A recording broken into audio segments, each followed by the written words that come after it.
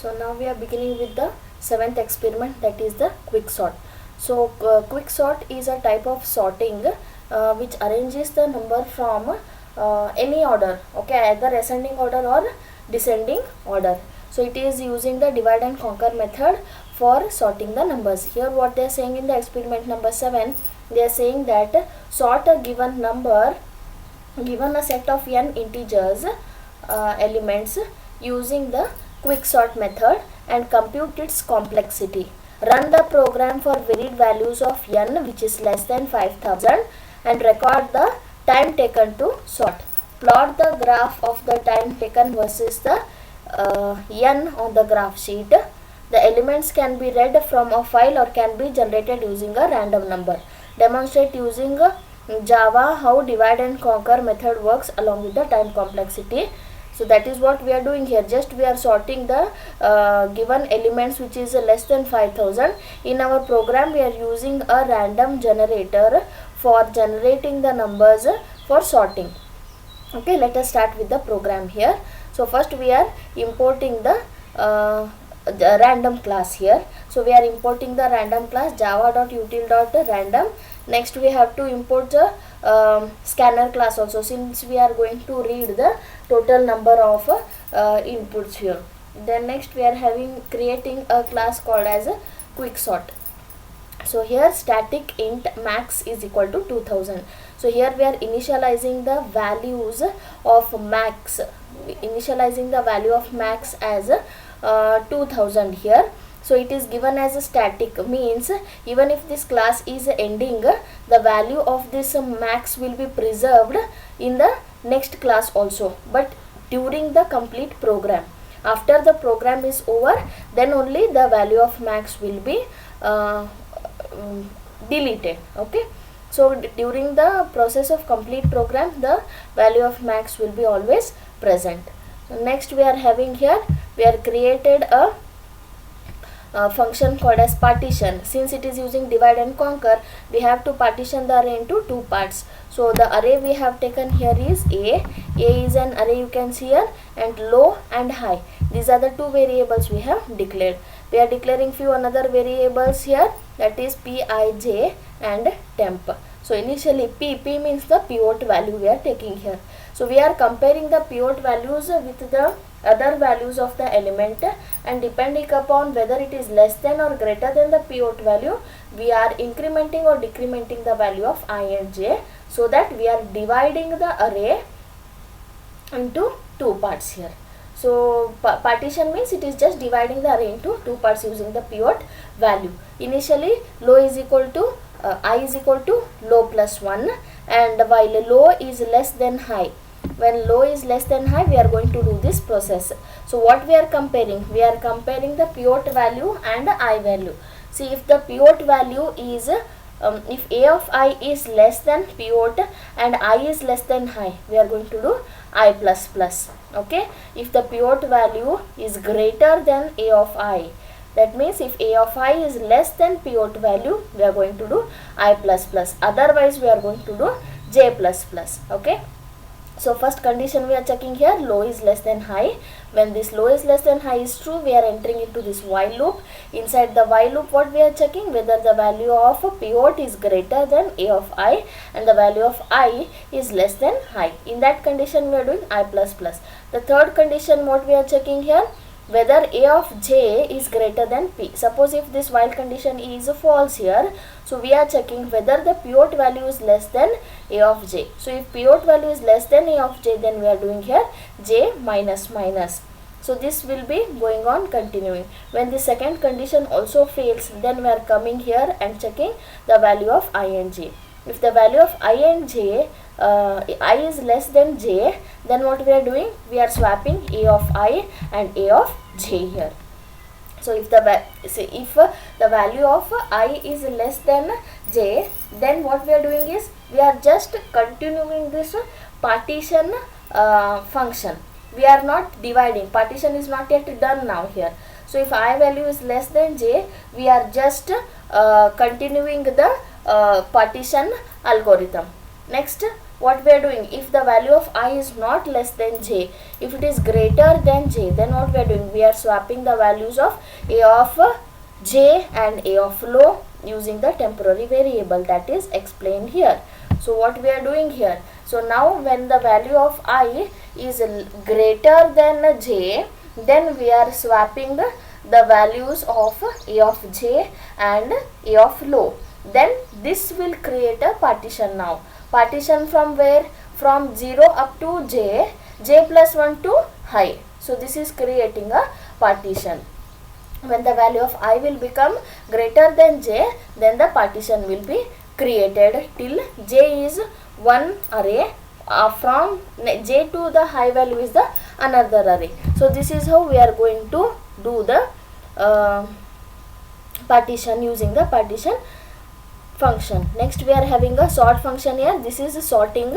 What we are going to do here, so we are going to divide the array until it is indivisible. So only one element is there. So when there exists only one element, then we are going to compare those two elements and then sort them in the ascending order.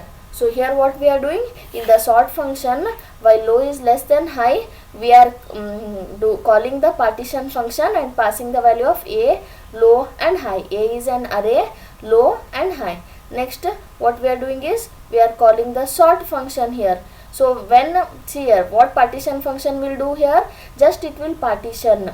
So it will partition and return the j value. That j value will be stored in this yes. So what I told you, from the starting till j value, then next from j value till the high will be your next array. So two parts will be created. So here from a, low to s minus 1, next s plus 1 to high. So we are leaving that jth element. Previous to jth element, next to jth element we are comparing. Jth element is left there as it is. So from a to low and s minus 1, once we are calling the sort, that is the left part, and then we are calling the right part from a to j plus 1, that is s plus 1. J is stored in s, so s plus 1 up to high. So this is how we are sorting here. So this will complete the sort function. After that, now we will be studying, and it will also complete that while loop here. Next we are having the main function here, public static void main. So what is this public? Public is the access modifier, means that this function can be used everywhere in the program. Static means we are calling this main function without creating the object of the main function. Then what is void? It means that the main function is not returning any value here. Then main is the name of a function. A string args means it is an argument which is passed to the main function. Inside that we are creating the array here, a array. It is just a function value. It is just a function variable, not the class variable. Next int I is declared. Now just what I am doing here is enter the size of the array. This I want to display, so I am writing here enter the size of the array using the system.out.println size. Next we are having the we are creating the object of the scanner class. So why we are creating the object of the scanner class? To read the data. To read the data we have to access the object of the scanner class. So sc is the scanner class we have created here. So when the user is entering the array size, that data is read and it is stored in the n variable. So using n is an integer, so we are using next int function which is present in the scanner class. So next what we are doing, a is equal to new int max. So this what we are doing here is just we are initializing default values to the array a. So in the next what we are doing here, in the next line we are generating the random numbers. So here you can see that generator is used as the object of the random class. In the previous program also we have seen there R was used as the object of the random class. Here generator is used as the object of the random class. It will be generating the random values. How much we will specify, in that range it will be generating. Now for I equals 0, I is less than n, I plus plus. For how many elements we want to generate the random numbers? Suppose my array size is 5. So 5 random numbers will be generated by using a of I is equal to generator dot next int of 20. Means the random numbers will be generated in the range from 1 to 20 here. Generator dot next int will generate one random number and store it in the array A starting from a of 0. Next we are printing the array before sorting.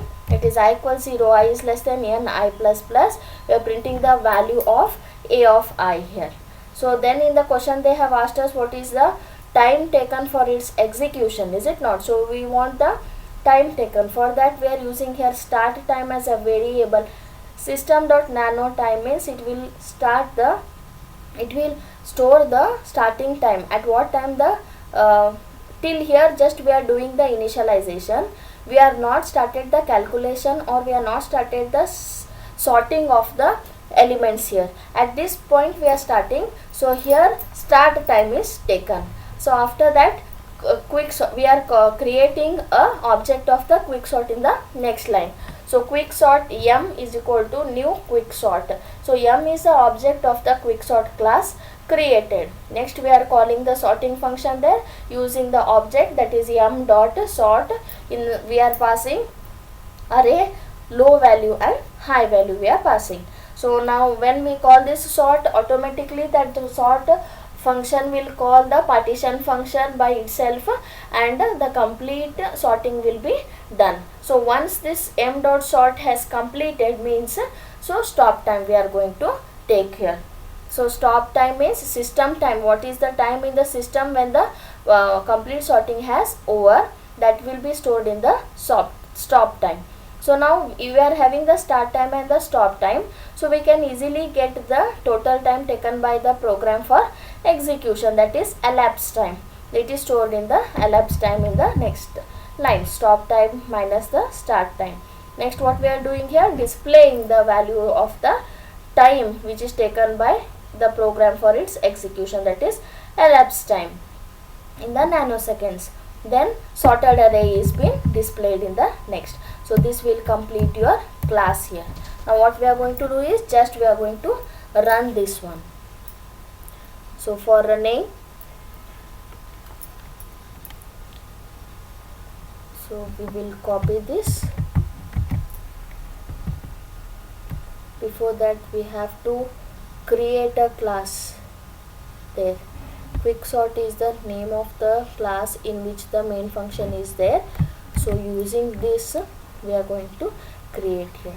So new project, Java project. Next, then what is the project name? Since this is the 7th program I am giving here 7. Next and finish. So now 7 will be created. Just a right click there. So you are going to create a new class. What is the class name? We have copied, that is quicksort. Then what we are doing, finish. So now quicksort will be created.